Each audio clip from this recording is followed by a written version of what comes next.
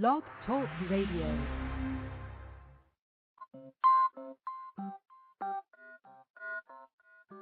Welcome to UFO Think Tank with your host, Alejandro Rojas.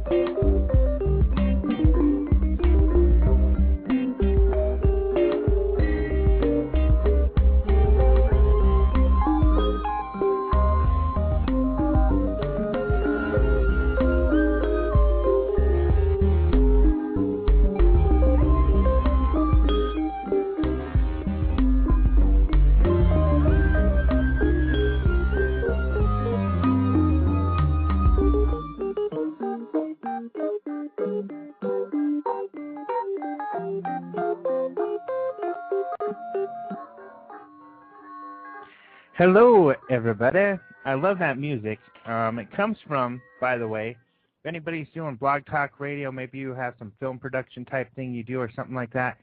There's a gentleman by the name of Kevin MacLeod, like MacLeod of the clan MacLeod, on, I think they came from space too, actually, on that, what was the show where they cut each other's heads off?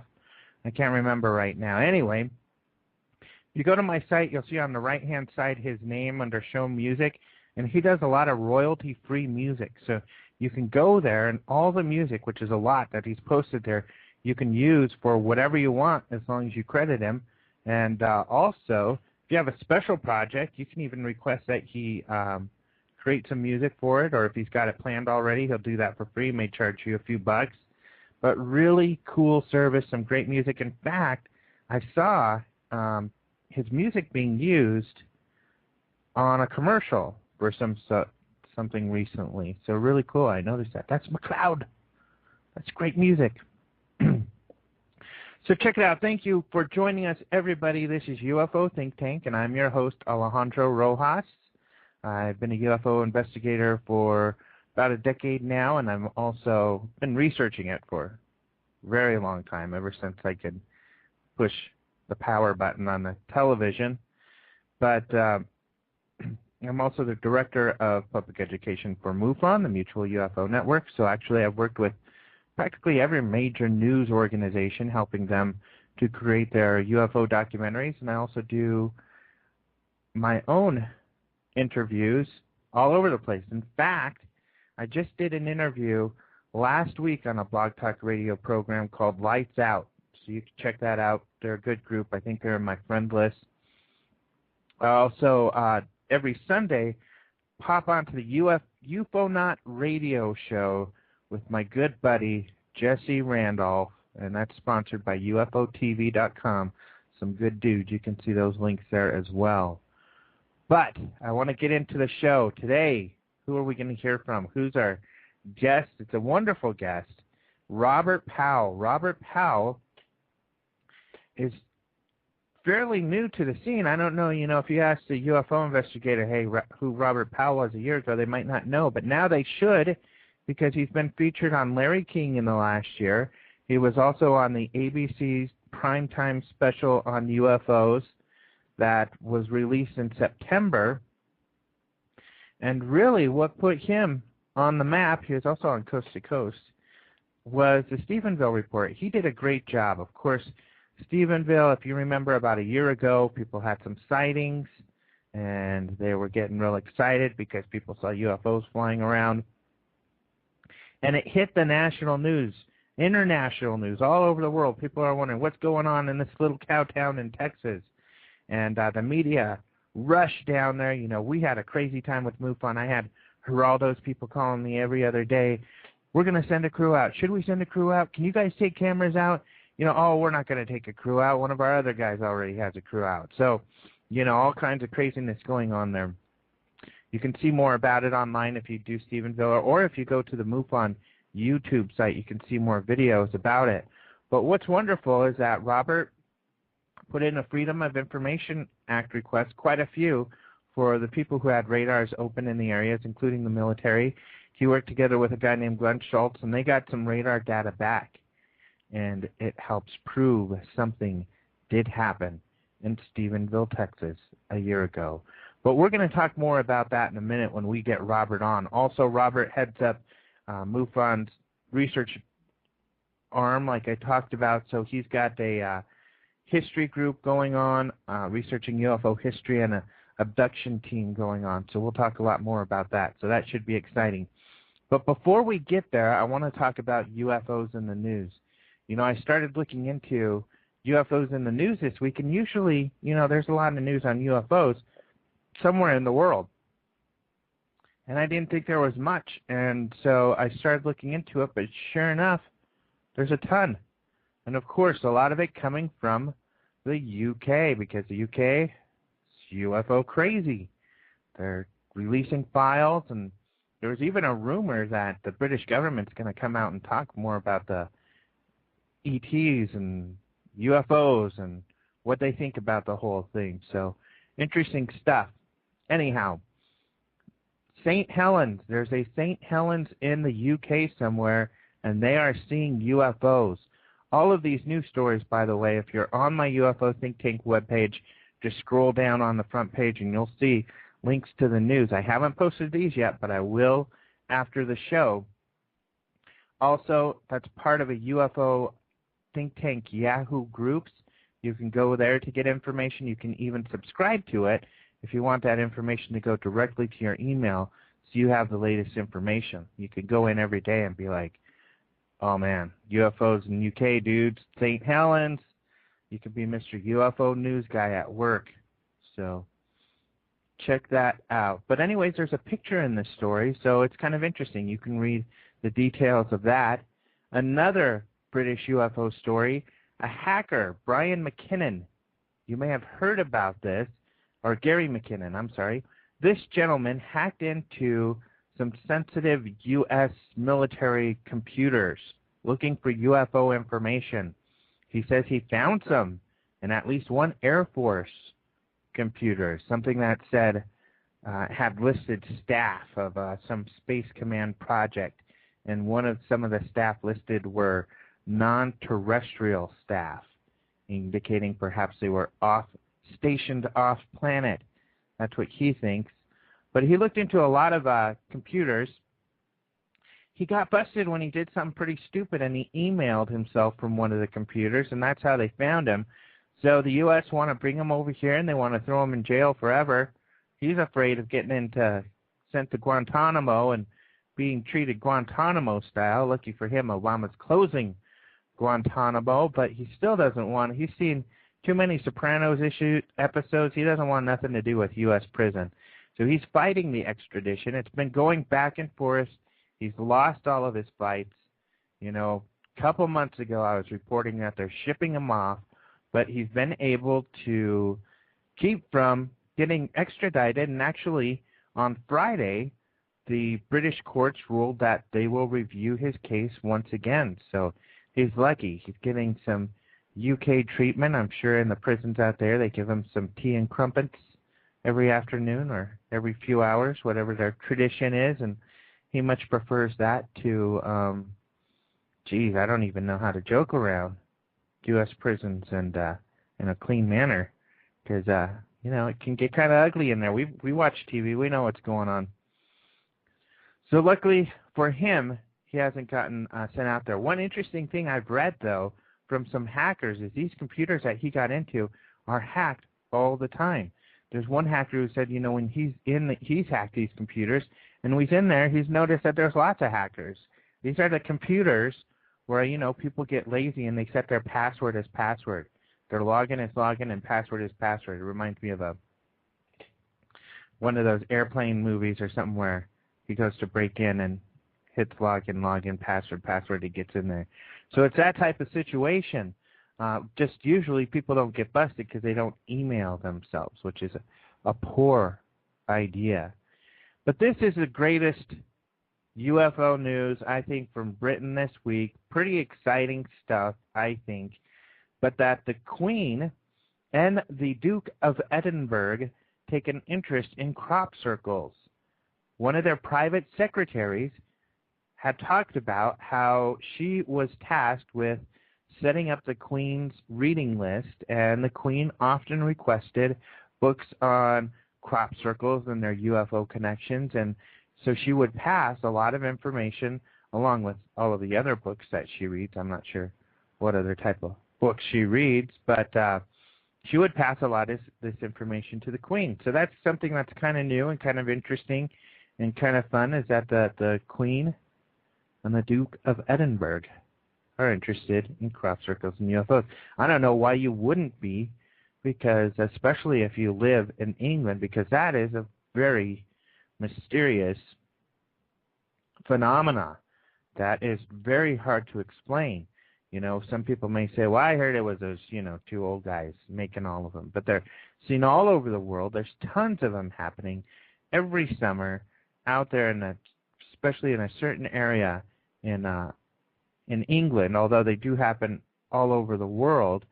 And to hear more about that, actually I did an interview on UFO Radio with Nancy Talbot. She's part of the BLT research, and she does scientific investigation into UFOs. And I know last week Grant Cameron was talking about going off to the Ozarks UFO conference, and Nancy Talbot's going to be speaking out there. But very scientific and very rigorous is the research that she does. So if you're interested, go to the UFO Knot and check out that Nancy Talbot, and I'll have her on again. Or even better, go out to the Ozarks UFO conference and have a listen. She's pretty incredible to listen to. Bringing it back home, though, we've got a few stories going on. Tomorrow, Bucks County, you might have noticed the MUFON television program on the Discovery Channel. It was called UFOs Over Earth. We had 3 episodes where we had our investigators and our director, overall director, being interviewed on UFOs.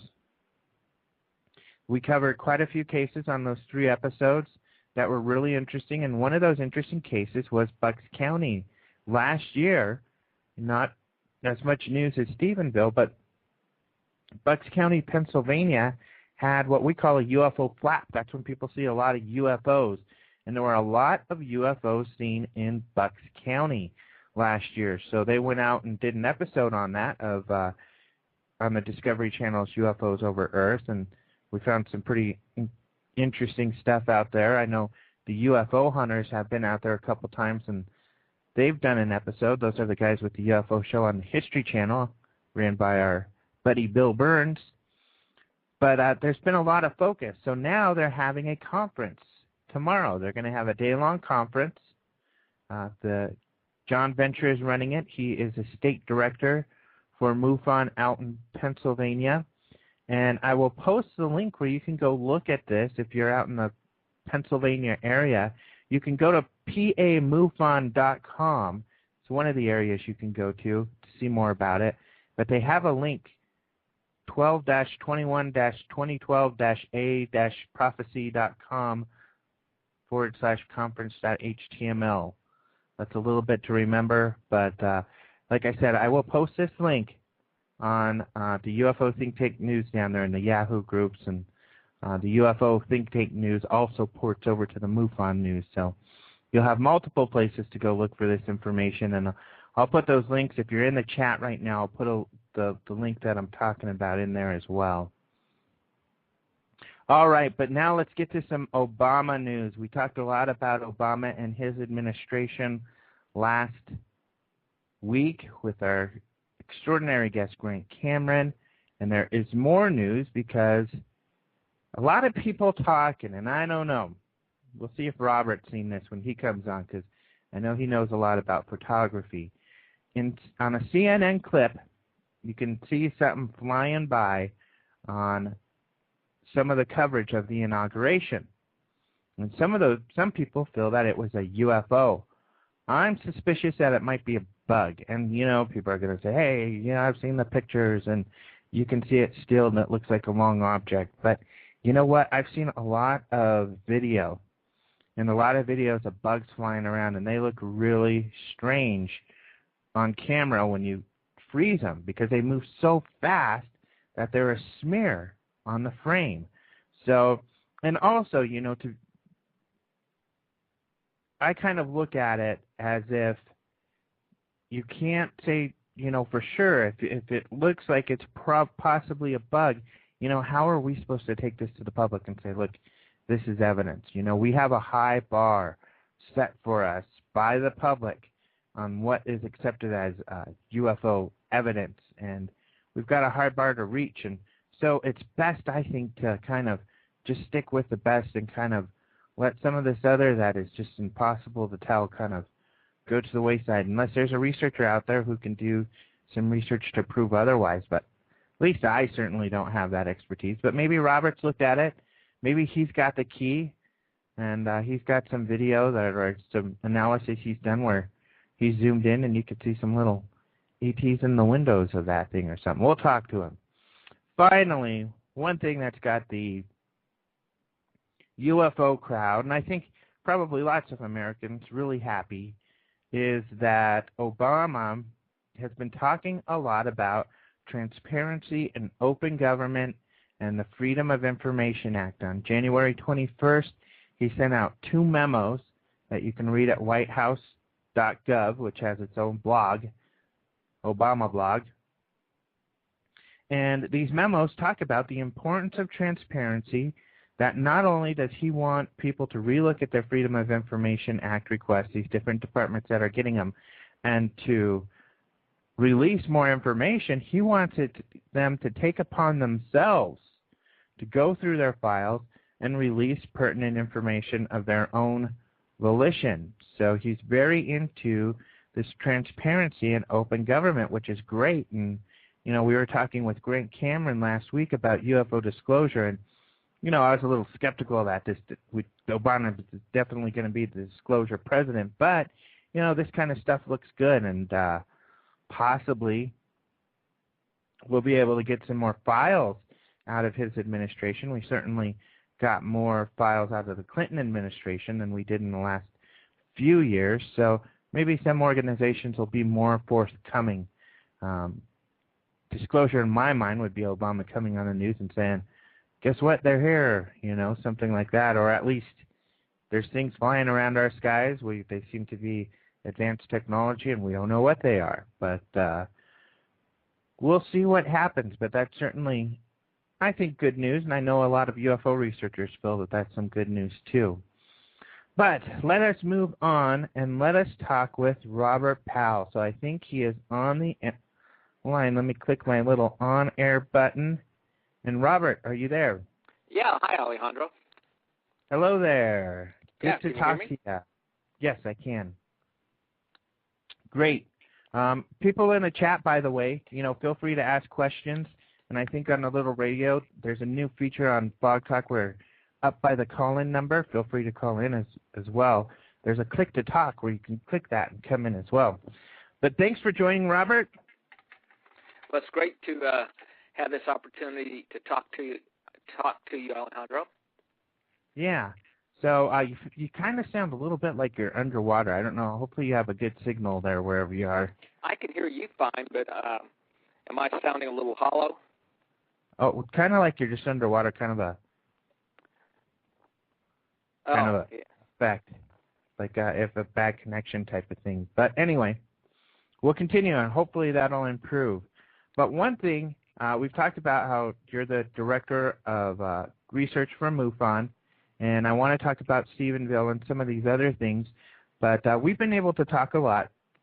But one thing I don't know is how you got involved with this field and even landed your position with MUFON. So maybe you could talk about what piqued your interest in UFOs. Well, my interest probably got piqued back when I was a teenager, and I think it was the book The UFO Experience by J. Allen Hynek, and that's what got me interested in UFOs. Mm-hmm. What was it in that book? You know, I read the book probably 30 years ago, and so I just remember that the concept that I recall out of the book was that what he talked about seemed to make sense to me. I mean, it didn't sound like he was coming up with crazy ideas. Mm-hmm. So you've been interested for 30 years. Yeah, but I haven't actively pursued it simply because, I was out making a living, and so I had to spend all my time doing that.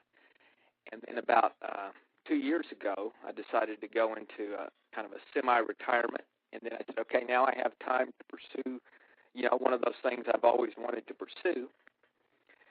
And I was already a member of MUFON at that point in time. And then I saw a little ad in the MUFON Journal that, they were going to have a director of research opening. So I had been a manager of a research lab in the semiconductor industry.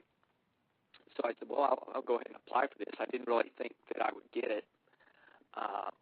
But I heard back from James, and it was all positive, so I sent them a resume and sent them some references. And he got back and said, well, would you like to be the director of research?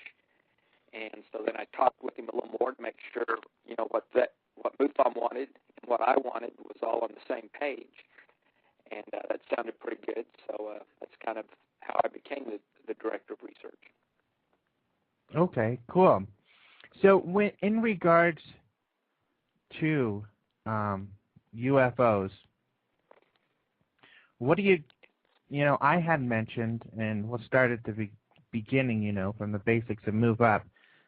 For me, I kind of like to use that terminology that they are an observed technology, high technology beyond what we know humans can do, quite beyond what we know that humans can do.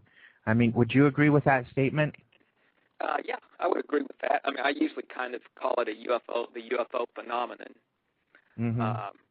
But I would agree that there definitely are indications that, it's a high technology that's controlled. Mm-hmm. And it seems intelligently controlled. Yes, it does seem that way. Mm-hmm. And then we had talked, a little bit about you felt that perhaps we should use a stance of not going as far as to claim that they're piloted by extraterrestrials. Would that be accurate, or? Yeah, I mean, that would be accurate because, my background's in science.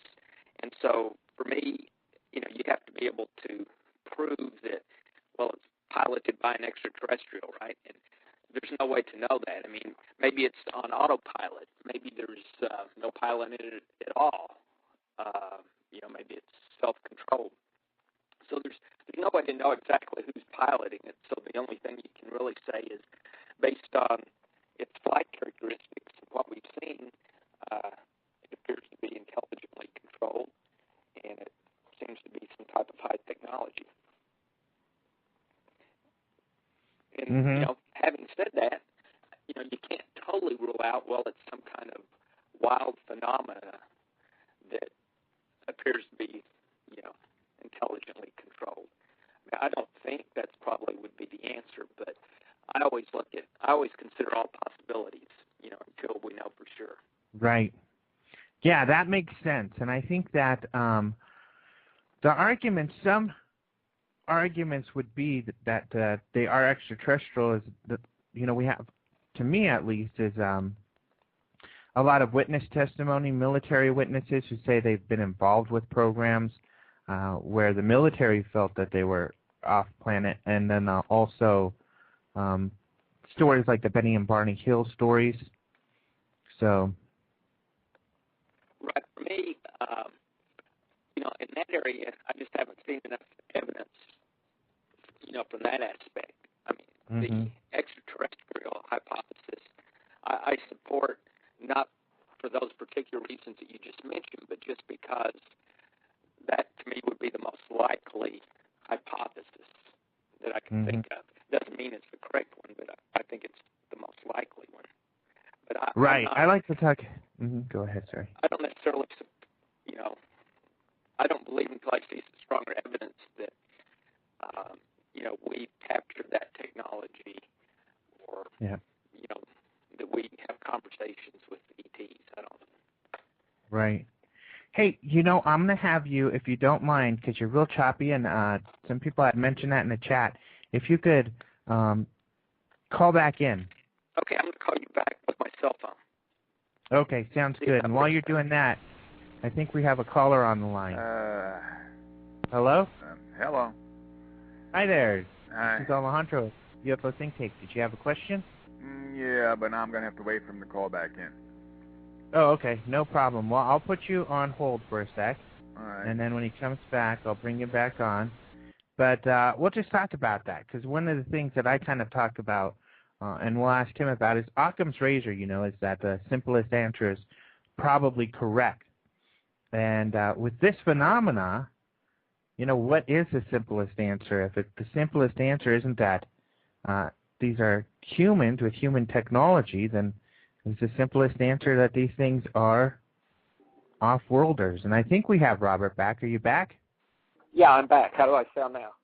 Oh, great. You sound a lot better. Okay. So, and we also have a caller who wanted to ask a question. Hi. Hi there. Hi. Are you familiar with the Disclosure Project? Yes. How legitimate is it?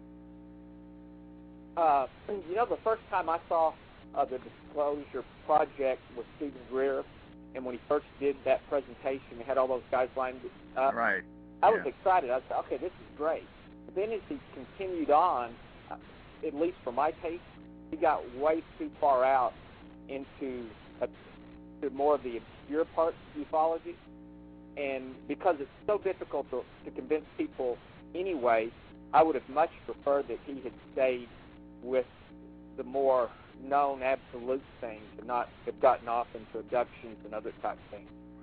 Well, he did have people from the Army and Navy and other various parts of the service who claim to have seen UFOs. Plus, there's one sergeant that sticks out of my mind who's claimed that he's actually seen various species of the ETs. What do you think about that? Yeah, that was Clifford Stone. Okay. Yeah, my preference would have been, I like that he had all the military guys there, but I would have stopped. I wouldn't have gone into the part about, whether it's true or not.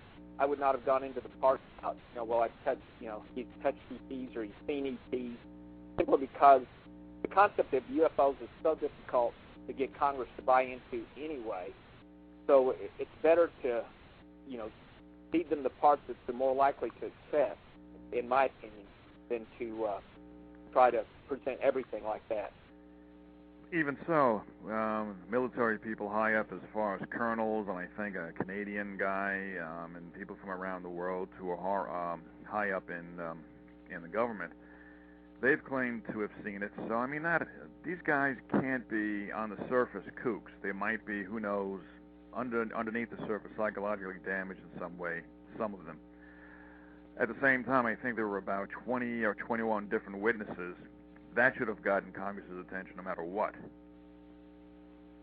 I agree with you. He had some of the good witnesses he had, such as Robert Salas, who was, I think he was second in command of one of the IBM sites. I think those were very strong witnesses. And the guys, the U.S. military guys that were over in England, those were real strong witnesses. I just wish he had just really focused on, something that you can nail down and nobody can take that part away from you. And because what everyone always tends to do is they go to the fringe part of it, and then they attack the fringe part of the movement, and that's because that's what the media wants to hear.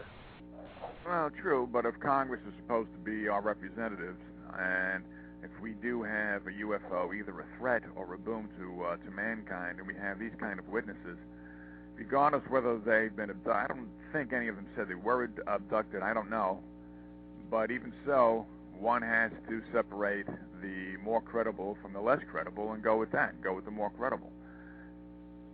Yeah, I agree, but I don't know if you ever read a congressional record and just read what our congressmen say on a day-to-day basis.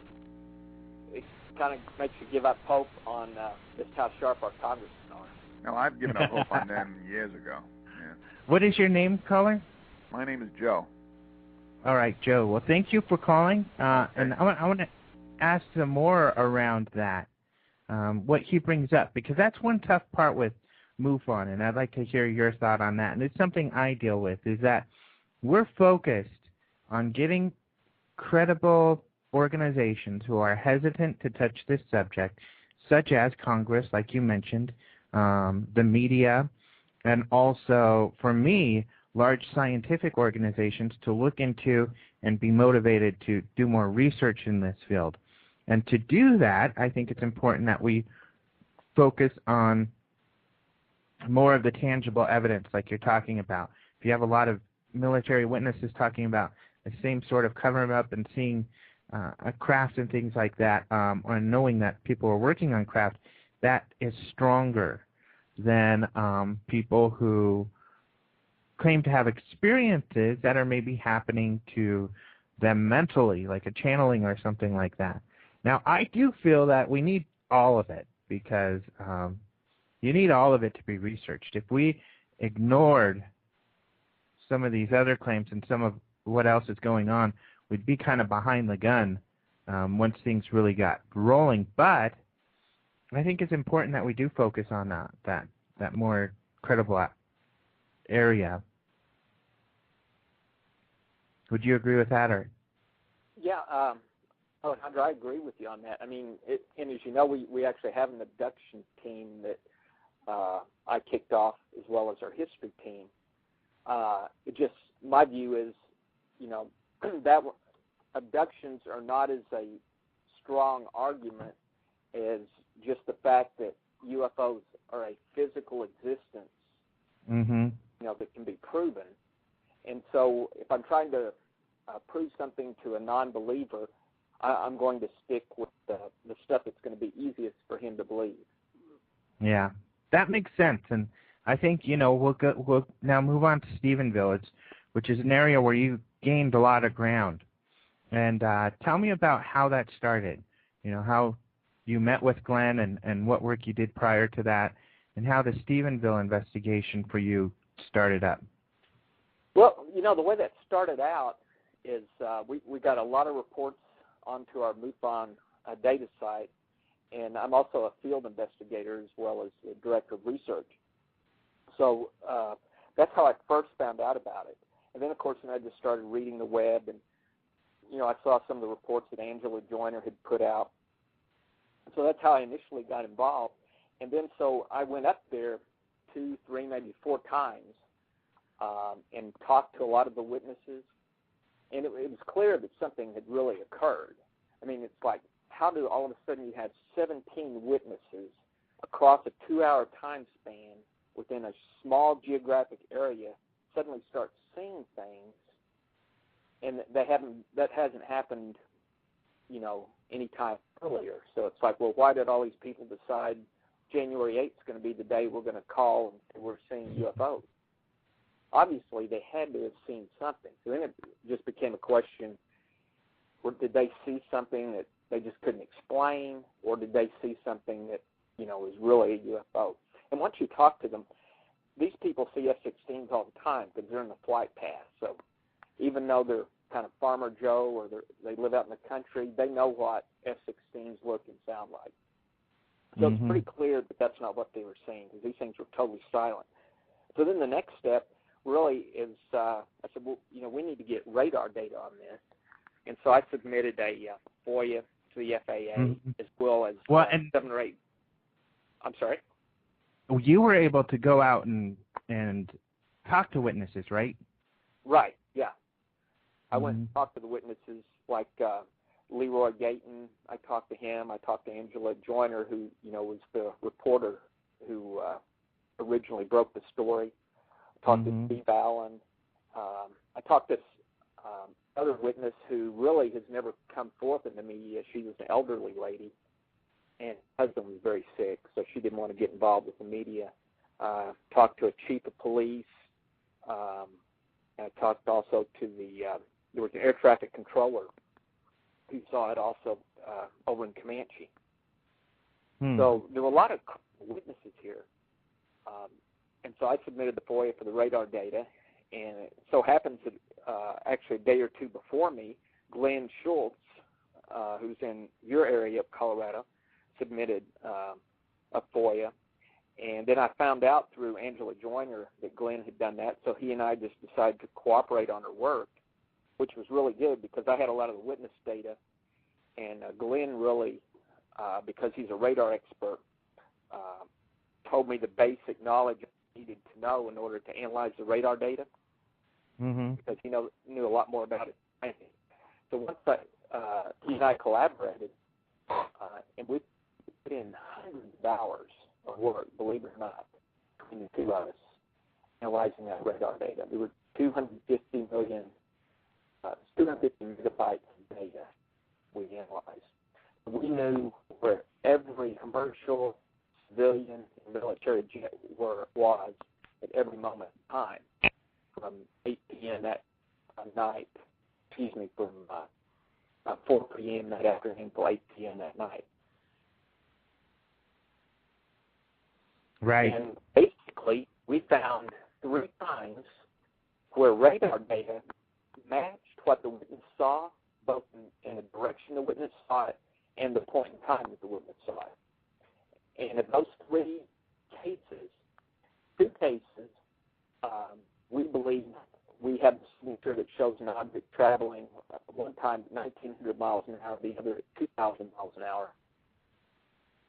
And so both those cases are interesting. In the 3rd case, we have an object on radar for over an hour that at 8 o'clock is 6 miles away from Crawford Range. And that's when we ran out of radar data. It's 8 o'clock. So we kind of found this one by accident. And then within 5 or 6 minutes after that, it would have been right over Crawford Range because it was on a beeline course. So my view, and I sent out letters on this, is that there's enough evidence there that there needs to be an explanation from either the Air Force or Homeland Security. Those are the 2 government bodies whose duty is to protect our airspace. Because you have to understand the object that was seen on radar for over an hour does not have a transponder beacon. So for all you know, that could have been a civilian Piper Cub filled with explosives. So, whether someone says, well, it was a UFO or it wasn't a UFO, our military Homeland Security has a responsibility to check that out and verify if it's not a threat. And all FOIAs to all the military, including NORAD, indicate that they have no evidence of any object there. Yet it shows up clearly on a radar station. It was in Fort Worth, Texas, and it's got 143 pings on this object over the course of an hour. So someone was definitely there. It didn't have a transponder, and it met closely, and maybe we could talk about this, how closely, with witness testimony. This particular object is the object, I believe, that the elderly lady who was near Alexander, Texas, which is just as near Selden and Dublin. She was looking to the south. She was driving up, cresting a hill, when she saw 2 bright reddish-orange globes that she thought were 2 aircraft about to crash together. That's how bright and close they were to her. So she immediately pulled to the side of the road, and then she realized that the objects were not moving. They were just there. And these bright orange lights were to her southwest. They made no noise. She said it was basically the same as if at night you pulled up right behind a school bus and you had those 2 big orange lights on that school bus in front of your car. That's how close they were to her. And she said they were there just for a few seconds, and then they disappeared. So the time she saw it and the direction she saw it to the southwest is the same place that object was on radar. Now, later, since I've completed this report, I've talked to 2 witnesses who live a few miles from the Crawford Ranch. They also saw this same object, and they don't recall if the time was 8 o'clock. They knew it was sometime between 8 and 8:30 because they went on their bike ride. they saw an object near the Crawford Ranch, and they described it as the brightness of taking Jupiter and stringing about 5 Jupiters together. So it's a little bit oblong, and it was slowly descending towards the horizon at a slow speed. And as it got near the horizon, it suddenly took off at a right angle at a blazing speed and was gone from their sight within 1, maybe 2 seconds at the most. So those are the 2 different witnesses, that we've got that match up with that particular radar sight. What about like Leroy Guyton, the constable, the police officer? Does his sighting match up with the radar information? Yes, Leroy matches up very well. We've got an object on radar from near his home, because remember he went out to his house and he said he looked to the south, and that's where he saw the object. But we have an object on radar at the same time that he was out there that was 2 miles south of his home. It was moving slowly, which is what he describes. And he goes back in the house to try to get his wife. He can't get her to come out. His son comes out with him. And so when he comes back out, now the object's directly overhead, and he's seeing like 8 or 9 lights just moving around, just dancing around. And then within a few seconds, he said all of a sudden they just took off towards Dublin at such a fast speed that with his binoculars he couldn't really keep up with the movement of the object. Well, on our radar, we have an object, the same object that's right just south of his home. After a couple of minutes, all of a sudden it takes off towards Dublin. That's where we clock it at. It was either 1,900 or 2,000 miles an hour. And then it disappears. It heads towards Dublin. You see it up there, and then it disappears off radar. And then in a little bit, about a minute and a half, it's back down where it was, continuing on its course. But, it's another mile or 2 southeast of his home by then. So what about Steve Allen? That was our third one. We've got an object on radar that is, and what you have to remember is when an object's traveling that fast, 2,000 miles an hour, you don't get too many hits of it on radar because it's moving across such a large span of area in a short time. Yeah. So on that one, we only have two clicks on it on radar, but it matches up with the time he saw it, and it's moving in the direction he said it was moving. And that object, if the other one was 1,900, this one was the 2,000 or vice versa. So he was the other match. Yeah, so all the main witnesses that we saw on CNN and MSNBC and Larry King and everywhere, all of them have, those witnesses have this radar data now to corroborate their sighting. Right. So, which is pretty incredible. So. Right. Uh-huh.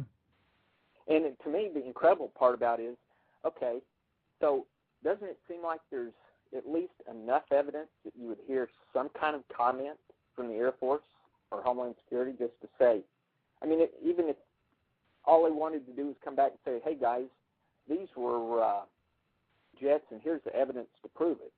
Of course, I know that's what it can't, that is not true because I've got the radar data, so I know where all the jets were, at every moment in time.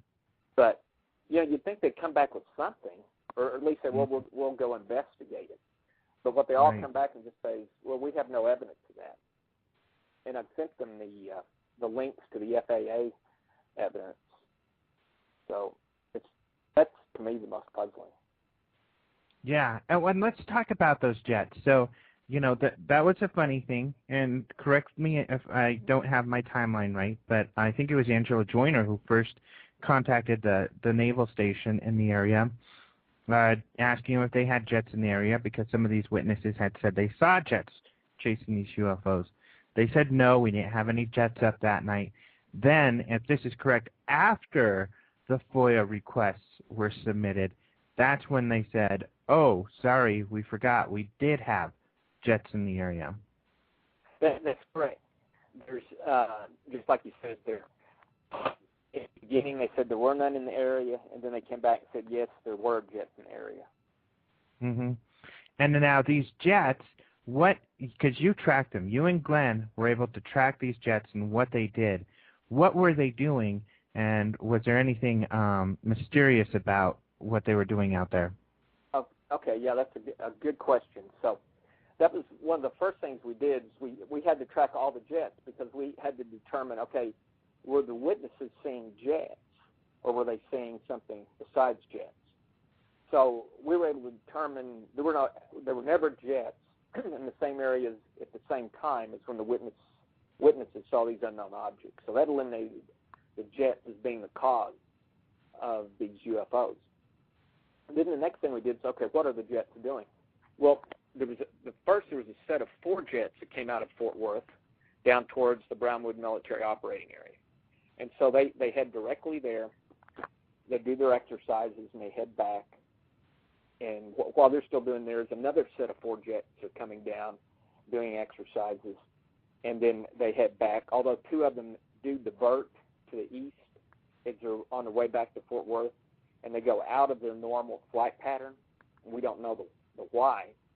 But to me, the other 2 things that are most interesting is we pick up a AWAC, what we believe is an AWACS plane, because there's a slow-moving jet-type aircraft.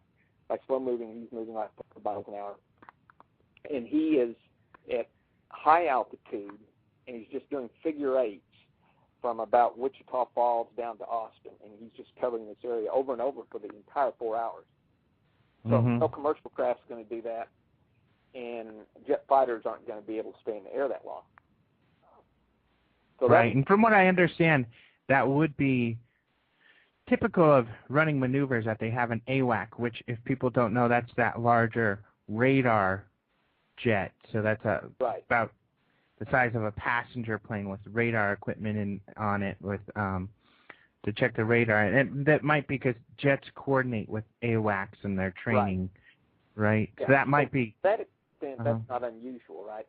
Although it does tell you anything that was anywhere in that area, they knew about it, whatever was in the air. Yeah, so they definitely knew that this unknown object was there. They had radar data, probably radar data better than the FAA's, that there was this... And they were closer. Right. Yeah, FAA radar. Now, the other interesting thing is there was a 9th and 10th jet that came out of Fort Worth. Those jets initially flew into Oklahoma. There's a military operating area up there. And we can see on radar they're doing their military exercises. At around 7:20, 7:30, they leave that operating area, right? They don't head back to Carswell Air Force Base in Fort Worth. Instead, they head to the southwest, down towards Abilene and then to Comanche, Dublin, and Stephenville. They just skim across the northern part of that military operating area in Brownwood. They don't do any exercises, and then fly right by Comanche, Stephenville, and Dublin on their way back. So it's like, why would those jets have done that? I mean, that makes no sense, right? I mean, you go up to Oklahoma to do your military operating exercise. Well, when you're done, you should fly back to Fort Worth.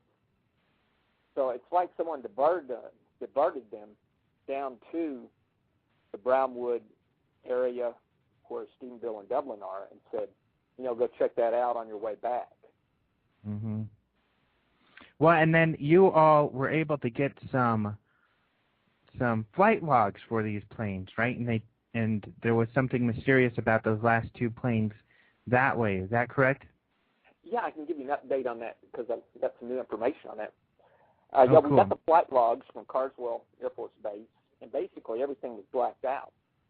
The 9th and the 10th jet, that went up to Oklahoma, those were blacked out.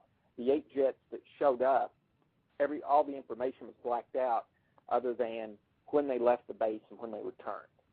All the comments are blacked out, everything.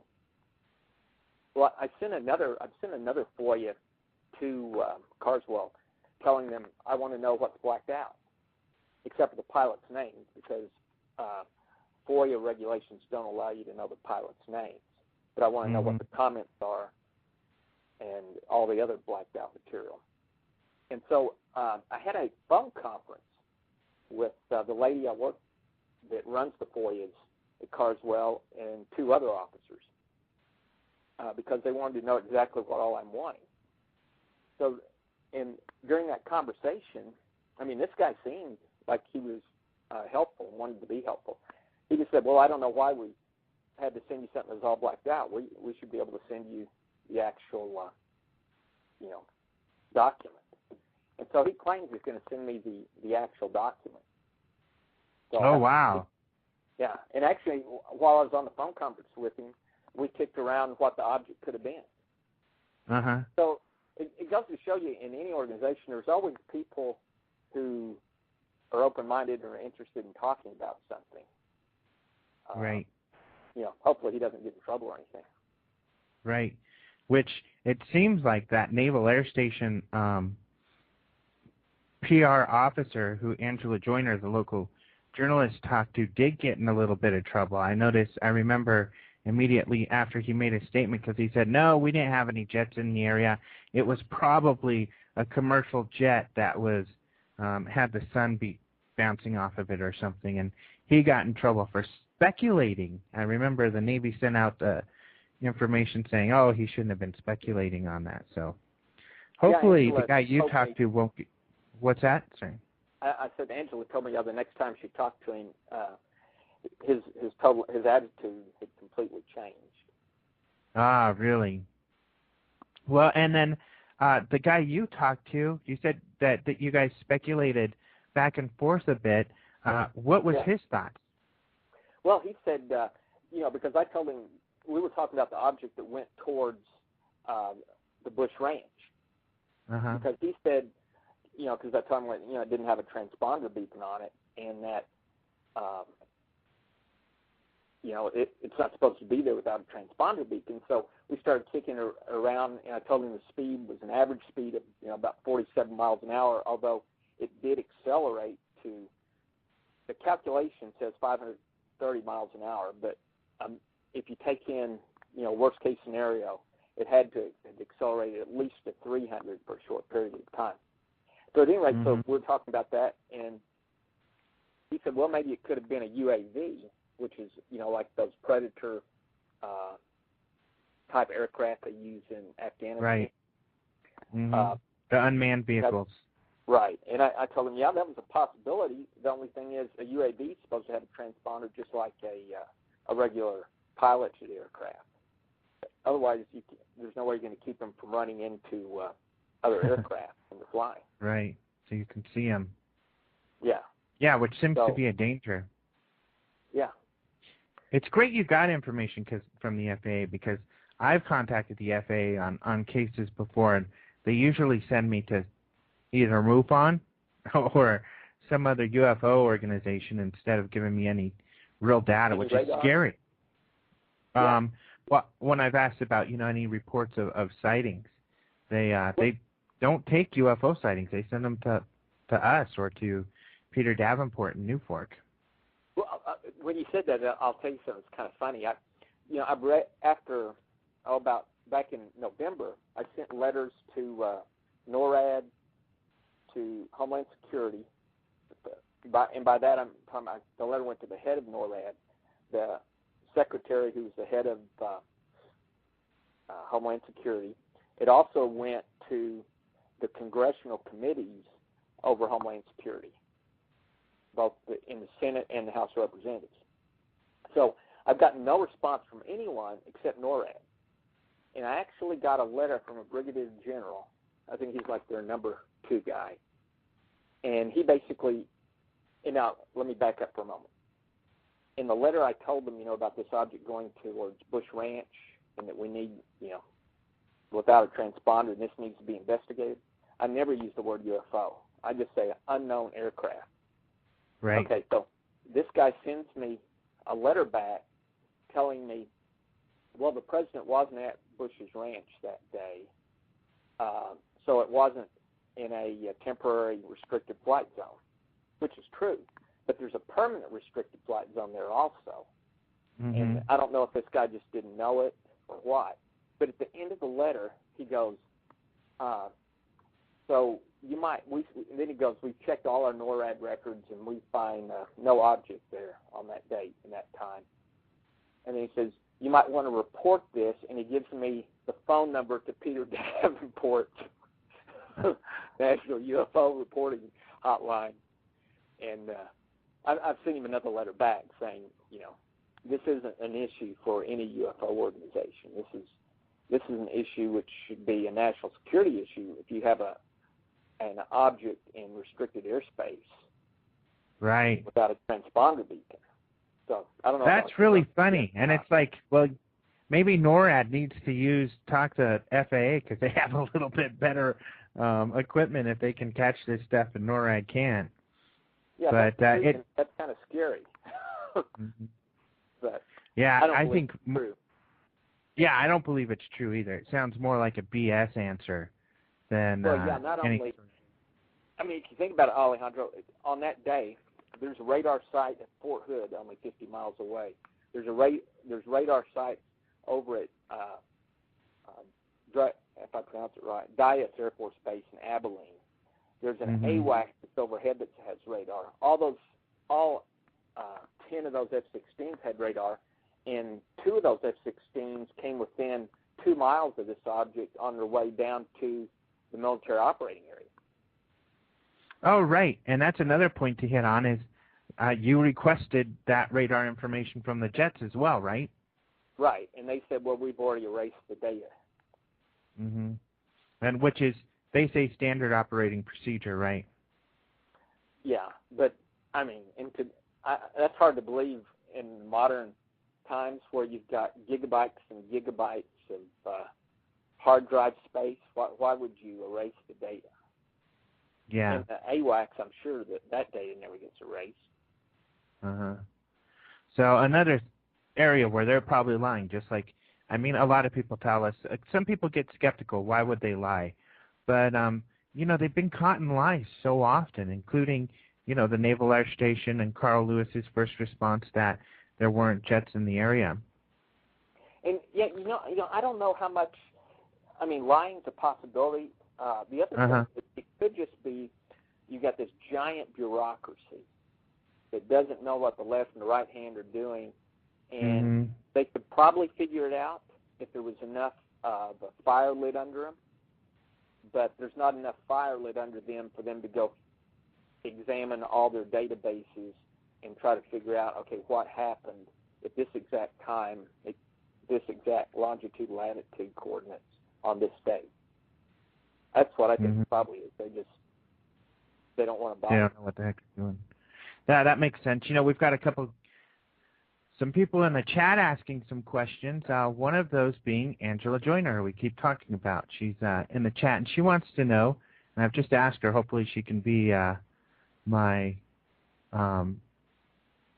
guest next week, because she was the first one to talk about, or to get this case out. But she was wondering, did you ever contact Carl Lewis yourself? No, I've never contacted him myself. Okay. And then we've also got last week's guest, Grant Cameron, in here, and let's see, he asked a question too. The 2 witnesses near Crawford, will they come forward, or did they come forward? I think they probably would. I've been in contact with them since then, and I met with them. I went to where they were at when they saw the object.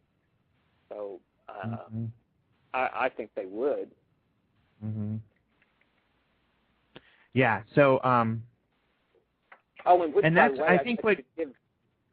go ahead. Credit on them. She ran across these people on a chat line, and so then I went and contacted them and interviewed them. But I think what Grant's getting at, and I know it's something that we want to talk about, and actually I think I'll save this subject for a little later on, which is what do we do with this next? And maybe Grant has some ideas that he can help us out with. But we'll hit that in just a minute, because I do want to talk about the media attention that you've got. But I have one other question. Let's see. One person asked, the second in command of NORAD is unaware of certain restricted flight paths, ? So I think he's just kind of like, yeah, right. The second in command in NORAD isn't going to know about restricted flight paths. And, And that's our Yeah. point, too. That's kind of ridiculous. Well, it is, but, having worked like in American industry, what you usually Mhm. find, and I bet the military's the same, the higher you go in the chain of command, the less they actually know about day-to-day operations and what goes on. So it's just possible the guy just has no idea. I suspect the letter he sent me was written for him by somebody below him. That makes sense. Angela did correct in the chat that it was email that they got a hold of her on, not a chat line. Although it sounds like she's pretty chat savvy because it sounds like she's on 2 chats at once right now, clicking away on both. So. But let's get to that media attention, because this found you on, and there's probably stuff I'm missing, but of course these are big, found you on Larry King, which is one of the biggest news programs ever, and that ABC News special, probably among others. How did that happen, and what was that like? Let's see. Larry King, a lot of that had to do with Angela. She let Larry King, we had just completed our radar report, and she let them know about it. And I think she volunteered to not be on Larry King so that Glenn and I could be on Larry King. So that's how that one happened. And off the top of my head, I can't recall how the ABC prime time occurred. I know they came and they filmed this. Actually, I know how that one happened. Yeah, okay. I was working with them. Actually, now that I think about it, I was going to see what you had thought about that. But yeah, ABC called me, and so we arranged, because they were going to do another special to come to the symposium, and they did a bunch of interviews, and they got you, and they got my laptop, but unfortunately I was just off camera, so I missed my chance to be on the ABC special.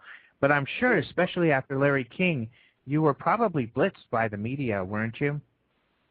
Well, actually not that much after the Larry King show. I mean, I got a few calls, but not really.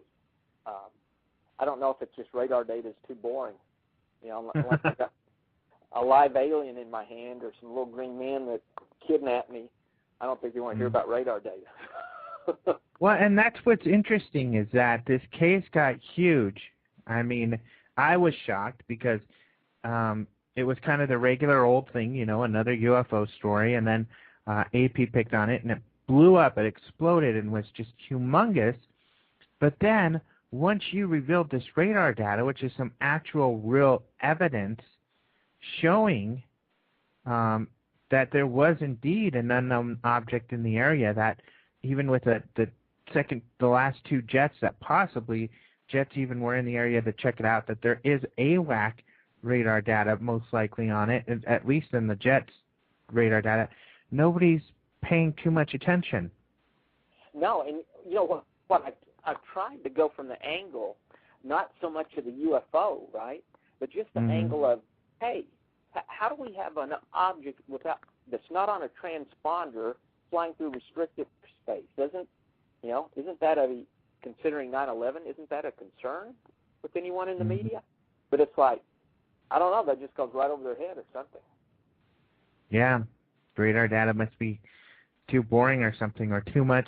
And that's what's just strange with this whole phenomena, is that I know we have a high bar to set for us when it comes to UFOs and presenting UFO evidence.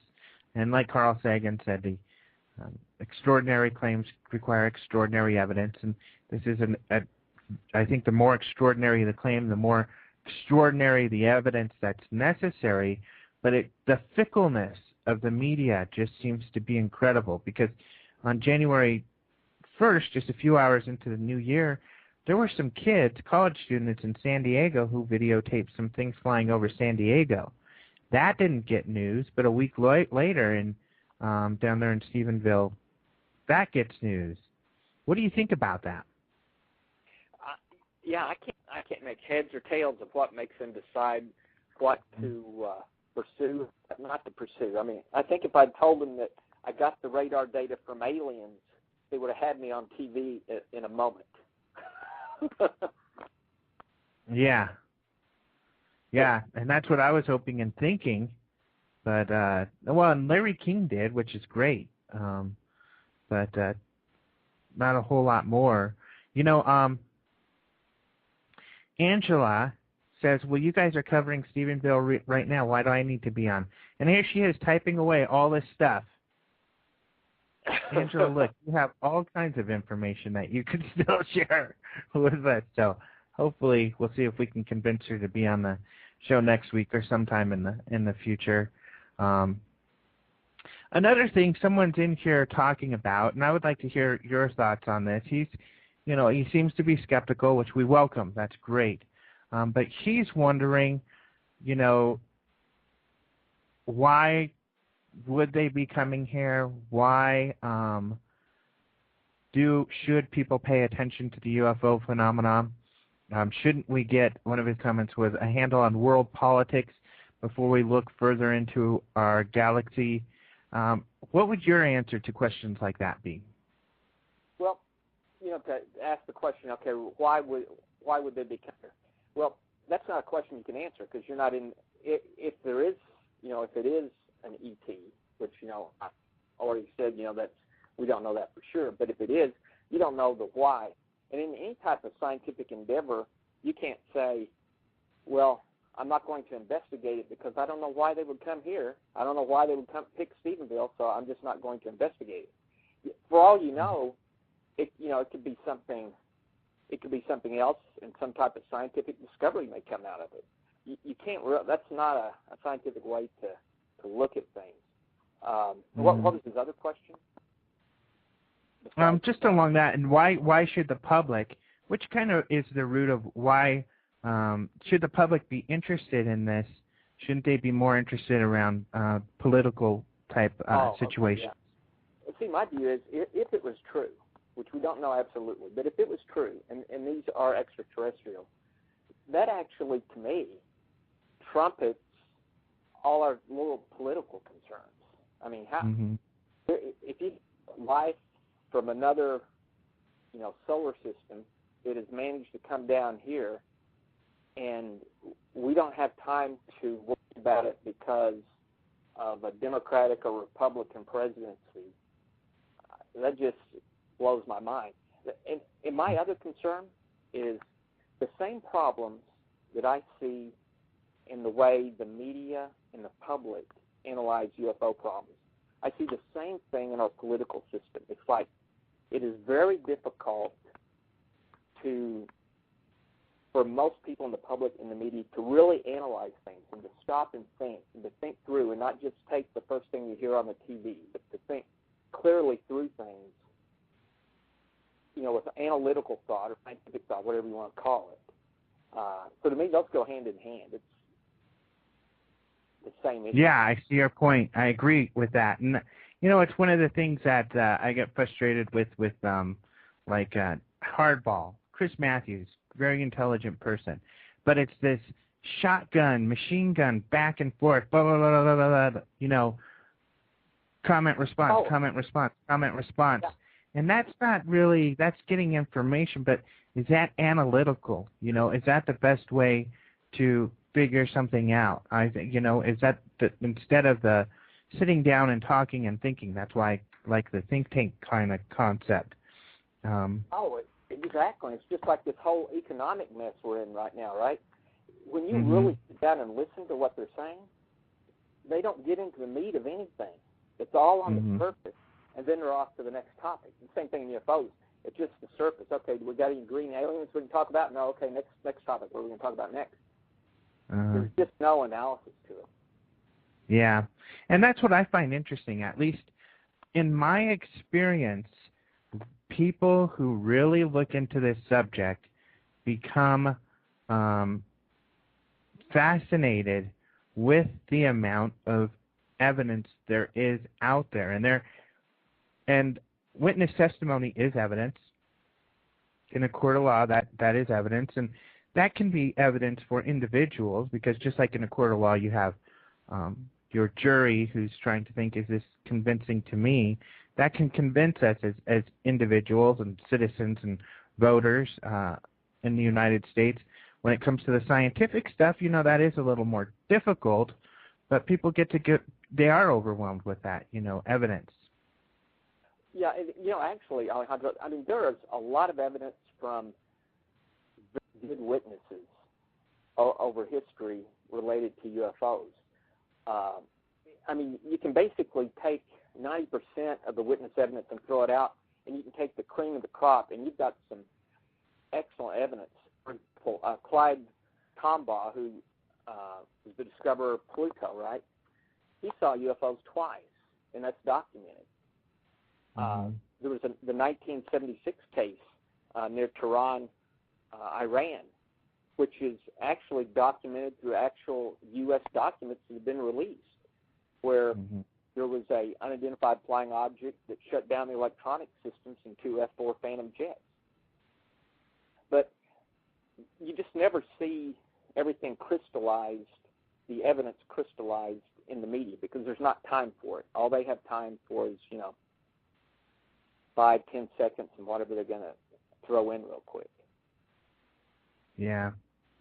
That's why the Exposure Project, I was so hoping that what Stephen Greer was going to do was just march out military guy after military guy, guys who, it's going to be hard to counter their credibility.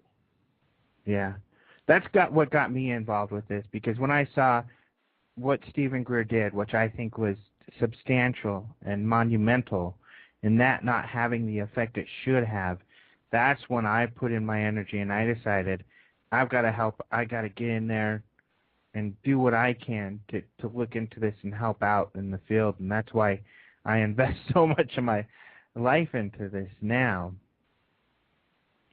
So I want to ask you now about some of the research projects. We've got about 15 minutes or so that you've got going on. And let's start with actually one that people I think would love to hear, because a lot of people say MUFON ignores abductions, but that's not true. We have an abduction research team. And what prompted that, and how's that going? Yeah, we do.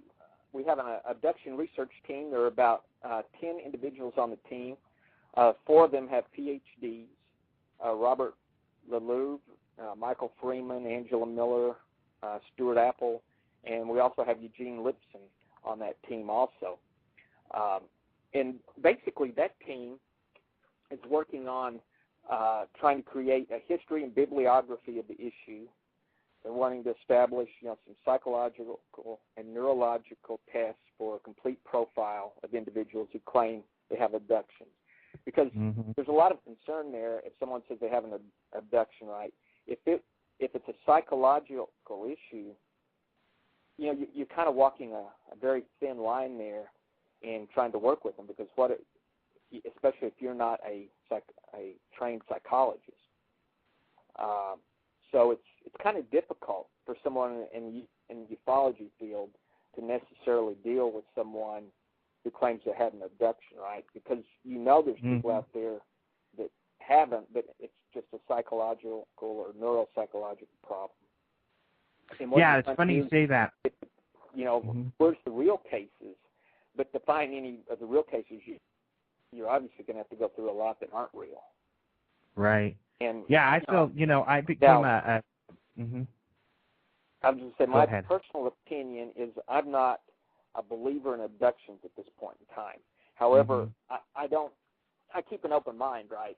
So I'm not saying it's not possible, but I'd have to see some strong evidence to convince me. And so far I haven't seen any. But that doesn't keep me from saying, hey, let's have an abduction team and go investigate the problem, because that's what science is all about, is being open-minded and saying, hey, I'm going to take a look at the problem.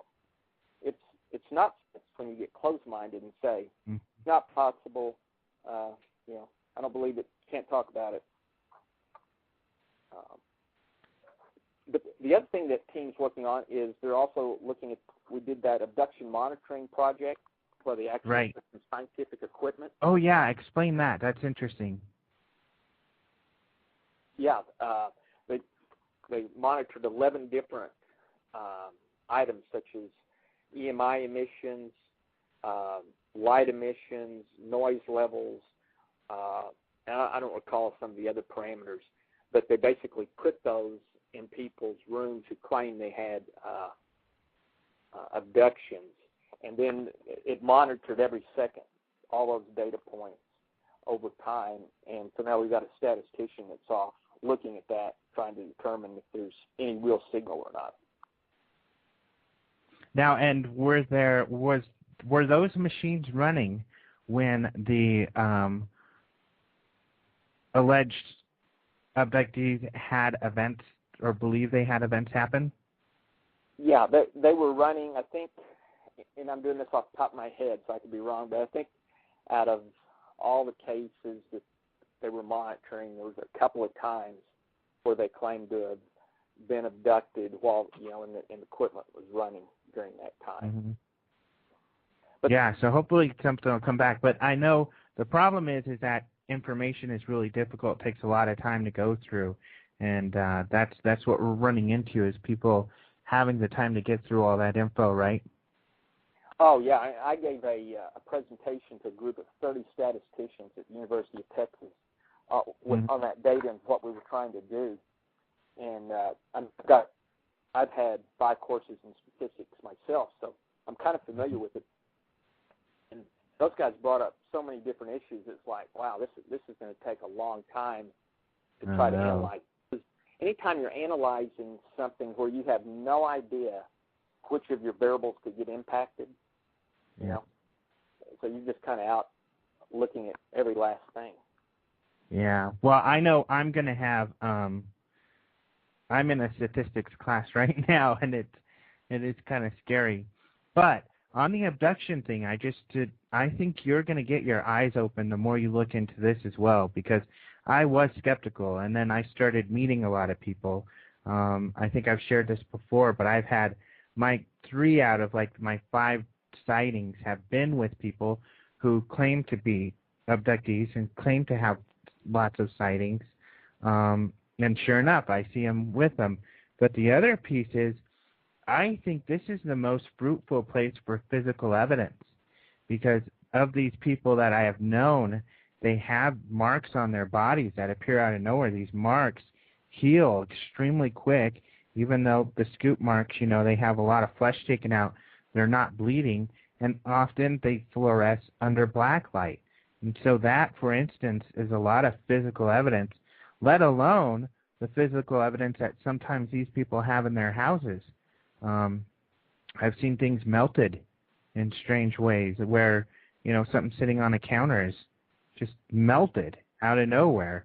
And stuff like this where, of course, you've really got to see Nancy Talbot's talk in the Ozarks, too, because she's working with a case where this kid, says he's seen these things, and crop circles. There are crop circles in the areas where he says he's had these sightings, and then a lot of other physical evidence in the area. So you'll have to check that out. It is kind of, I kind of think that that's going to be a physical evidence breakthrough type of area, because there really is physical evidence there. Or when I go up there. Yeah, so check that out. Promise me, and talk with her, because you would love talking with her. And I think you heard her show a little bit. Yeah, I did. It was a good show. Mm-hmm. Yeah, she's very rich. About our history team. Yeah, I was going to ask about that next. Mm-hmm. Actually, I'm really excited about that project. It's basically looking at the history of government involvement in UFOs. So it tries not to look at necessarily are UFOs real or not real, but exactly how has our government responded to UFOs ever since the beginning, which the beginning was in World War II. And on that team, we've got Dr. Michael Swords, he's actually a PhD in what's called science history, and his master's is in chemistry, and I believe his minor's in biochemistry. He is just a wealth of information. Bill Murphy, who's a former MUFON director up in Michigan, he's on the team. And then Jan Aldrich, who has probably done more FOIA investigations into the National Archives historically than probably almost anyone. And then we've got 2 or 3 other guys on the team. But basically, we're starting off in World War II, where the Foo Fighters when all that first occurred, Mm-hmm. and then the Ghost rockets of 1946, which was up in Sweden, and then from there into the different Air Force projects like Project Sign, Project Grudge, Blue Book. And it goes through the history of exactly how the Air Force reacted. Like their initial reactions were, oh, this must be a Soviet weapon system. And so, which back in the 40s, you can understand why it would be, because World War II had just ended. And Right. so they were very involved and interested in it. And so we basically go from there up through the Condon Report era, 1969, where the Air Force basically washed their hands of UFOs and said, we're not going to investigate this anymore, up through modern times. So we started on this about a year ago, and we probably got another year to go. But it'll be basically the historical document. It sounds like this is going to be voluminous. I mean, what you guys are coming up with, all of this data, you're going to have like an encyclopedia reference, tons of, like right now what you have is huge, right? Yeah, I think it's going to be around 300 pages, maybe 400. And this is just from which years? This starts in World War II, when actually before the Kenneth Arnold days, when the Air Force became involved in pilots in World War II were seeing what they call Foo Fighters that would fly off their wingtips. And at first they thought it was some new kind of German weapon. And then they figured out, that wasn't what it was. So it starts. So World War. Up until the present. Right, up until the present. And it's all just documents. Yeah, it's pure history. There's no. For a lot of people, it would be dry reading because we don't go into there was an alien that someone saw or going into a lot of the stories. It's more of here's what happened, here's how the government reacted, here's what happened, here's how the government reacted, and it just shows you how our government involvement with UFOs just changed over the course of history. How cool. That's really cool. And then one last thing I wanted to speak on, something that you emailed me earlier about. You've mentioned a lot of PhDs in our history and on our abduction teams. And like I've told people, because people have this idea that scientists aren't into UFOs, which is not true at all. Lots of scientists are into UFOs, just not scientific organizations at this point, unfortunately, but hopefully the more scientists that are involved, more organizations will get involved, and you're heading up an effort to help that out as well with putting on a scientific symposium. Right? That's a goal. Yeah, what we'd like to do is put together a scientific symposium where we look at purely, from scientific viewpoint, starting from, how many different stars in our galaxy probably have solar systems such as ours, right? So, papers around those types of subjects. What is the likelihood of life on other planets? What's the likelihood of life developing to where it is, at our level and beyond? And then from there, how many civilizations are probably way advanced from ours? And a lot of people say, well, there's no way there could be UFOs that ever come here or, objects from other star systems because, you're limited by the speed of light. No one knows we can't get there. So we always make this assumption, well, if we can't get there, they can't get here. But that's kind of like the old Copernicus and the center, we're the center of everything. If we can't do it, nobody can do it. Right. And a lot of people I hear making those kind of claims are astronomers, not physicists. I had Claude Swanson on, a physicist on one of my shows, and that's why I wanted to address that particular subject, because he wouldn't agree with that. And I guess there are experiments where they've been able to go faster than the speed of light. And I want to have Dr. Kasher on soon. He's a professor of physics and University of Nebraska and a MUFON member. So I agree with you that, a lot of physicists wouldn't necessarily agree with that, and it's frustrating they use that so much. Well, as a matter of fact, we know that if you travel at the velocity of light, time basically stops for you. Mm-hmm. So even without going beyond the speed of light, just by traveling near the speed of light, you could go anywhere you want. The only problem would be, all the people you knew have died, right? But you could go anywhere you want to. And we already know with quantum theory, and this has already been done, right? They have what you call entangled photons, and you can have instantaneous communication through these entangled photons, where if something happens to one photon that was once entangled with another, and instantly whatever happens to that one happens to the other one. So there will be a time in the future where there's communication faster than light. Mm-hmm. Because we've already shown that. Yeah. So to wrap up, I know they haven't heard the last of us when it comes to this Stephenville radar report, right? Oh, yeah, the thing that Grant brought up, if we can touch on that. Like I said, I've sent off letters to Homeland Security, NORAD, and all those asking them, to investigate this issue, but I've only heard back from NORAD. But I think it's still worthwhile to bring this whole issue up through the media somehow. Mm-hmm. Because that's really the only way you get them excited. Yeah. Well, great. We're pretty much out of time. Thanks for being on the show. I think it was an awesome show. We definitely had a lot to cover in this period of time, but you did some just incredible and monumental, I think, work on this radar data, which I really want to thank you for. And you did a great job representing MUFON on ABC. I think I loved your, perspective.